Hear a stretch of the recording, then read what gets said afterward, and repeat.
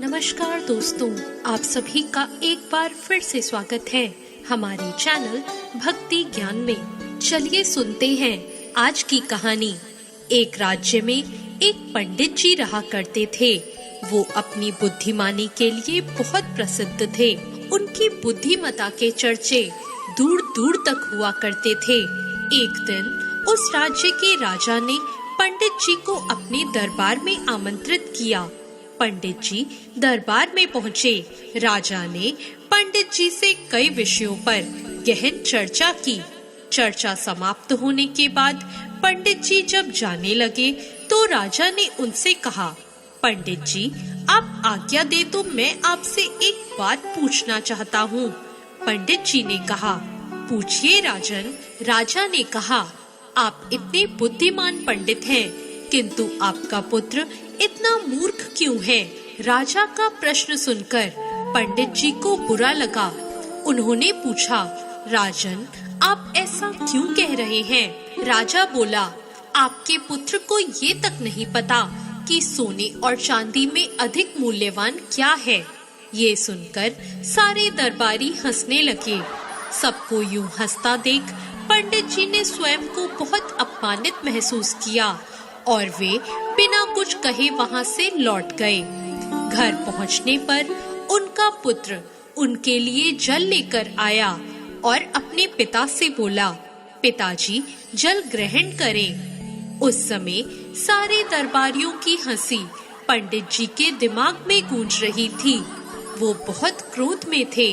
उन्होंने जल लेने से मना कर दिया और अपने पुत्र से कहा, जल मैं तब ग्रहण करूंगा जब तुम मेरे एक प्रश्न का उत्तर दोगे।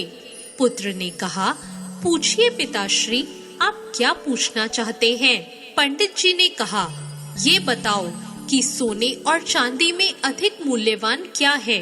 पुत्र ने झट से उत्तर दिया, सोना अधिक मूल्यवान है। पुत्र का उत्तर सुनने के बाद पंडित जी ने पूछा, तुमने इस प्रश्न का सही उत्तर दिया है, फिर राजा तुम्हें मूर्ख क्यों कहते हैं? राजा कहते हैं कि तुम्हें सोने और चांदी के मूल्य का ज्ञान नहीं है। पंडित जी की बात सुनकर उनका पुत्र सारा माजरा समझ गया और उसने अपने पिता से कहा, मैं रोज सुबह जिस रास्ते से विद्यालय जाता हूँ, उस रास्ते के किनारे राजा अपना दरबार लगाते हैं।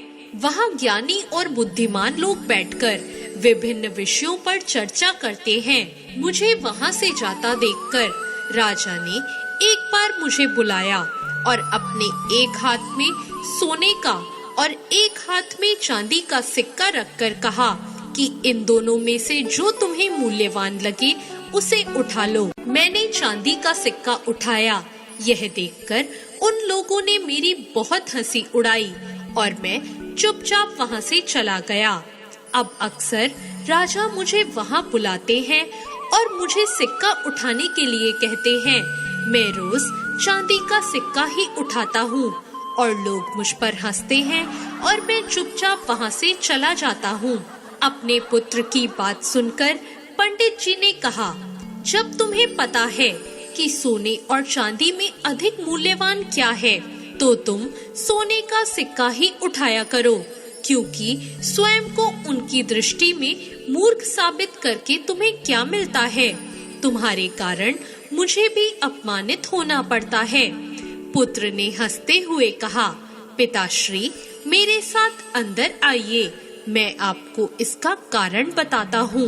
वह पंडित जी को अंदर एक कमरे में ले गया। वहाँ कोने में एक संदूक रखा था। उसने संदूक खोला और पिताजी को दिखाया। पंडित जी आश्चर्यचकित रह गए। वह संदूक चांदी के सिक्कों से भरा था। पंडित जी ने पूछा, पुत्र, ये सब कहाँ से आया? पुत्र ने कहा, पिताश्री, राजा के लिए मुझे रोकना और हाथ में सोने और चांदी का सिक्का लेकर वह प्रश्न पूछना एक खेल बन गया है। अक्सर राजा मेरे साथ ये खेल खेला करते हैं और मैं चांदी का सिक्का लेकर आता हूँ। उन्हीं चांदी के सिक्कों से ये संदूक भर गया है। जिस दिन मैंने सोने का सिक्का उठा लिया, ये खेल बंद हो जाएगा। इसलिए मैंने कभी सोने का सिक्का नहीं उठाया। पंडित जी को पुत्र की बात समझ में आ गई, किंतु वे पूरी दुनिया को बताना चाहते थे कि उनका पुत्र मूर्ख नहीं है। इसलिए वो उस दिन उसे राजा के दरबार में ले गए और वहाँ पुत्र ने राजा को सारी बात बता दी कि वो जानते हुए भी चांदी का सिक्का क्यों उठाता था। उसकी पूरी बात जानकर राजा बड़ा प्रसन्न हुआ और उसने उसकी बुद्धिमानी के कारण सोने के सिक्कों से भरा हुआ संदूक मंगाया और पंडित जी के पुत्र को देते हुए बोला, असली विद्वान तो तुम निकले। दोस्तों, कभी भी अपने सामर्थ्य का दिखावा मत करो, कर्म करते चले जाओ। जब वक्त आएगा तो पूरी दुनिया को पता चल जाएगा कि आप कितने सामर्थ्यवान हैं। उस दिन आप सोने की तरह चमकोगे और पूरी दुनिया आपका सम्मान करेगी। तो दोस्तों, कैसी लगी आपको आज की ये कहानी? ऐसी और कहानियों के लिए हमारे चैनल भक्ति ज्ञान को सब्सक्राइब करें। धन्यवाद।